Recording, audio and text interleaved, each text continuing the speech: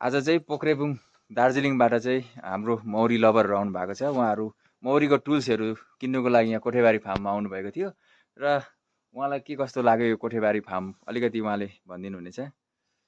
नमस्कार सबैजनालाई। यहाँ आज हाम्रो के अरे यो जग्गा कोठेबारी फार्ममा आयौँ। धेरै खुसी लाग्यो।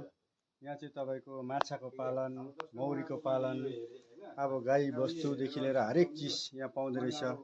लोकल माछादेखि यहाँ हाम्रो भाइले चाहिँ भोलि भविष्यमा चाहिँ एउटा सानोतिनो अब होमस्टेको प्लानिङ गर्दै रहेछ।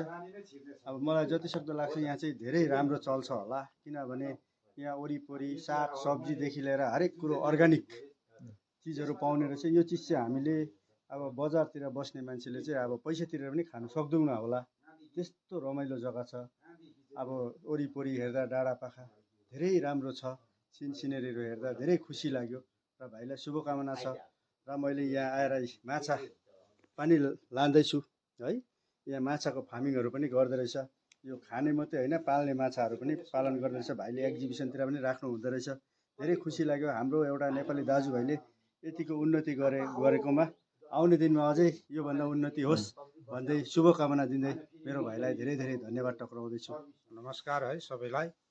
र म पोख्रेबुङ बस्तीबाट आएको, उहाँको फेसबुक मार्फत आइपुगेँ यहाँ कोठेबारीमा।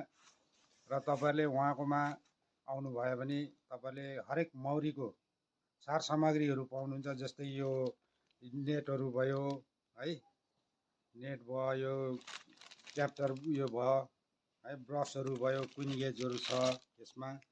र यहाँनिर तपाईँले आउनुभयो भने तपाईँलाई उहाँले बाई अर्डर पनि तपाईँहरूलाई पोस्ट गरिदिनु हुने रहेछ, पठाइदिनु हुने रहेछ।